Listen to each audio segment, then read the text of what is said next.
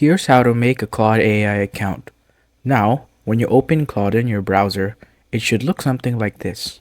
To make an account, enter your email here on this box. Now when you enter your email on this box, just click on Continue with Email. Now Claude should have sent you an email to verify your account. So since my email is in Gmail, let's go to Gmail. There, I receive an email from Claude to verify my account.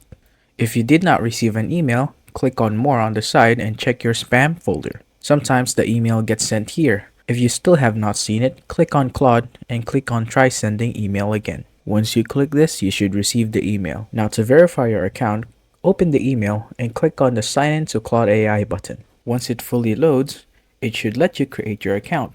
Just agree to the terms, click on Create Account, click on the free version of Claude, and then skip this. Click on Continue and then enter your name. After you enter your name, you must select a role.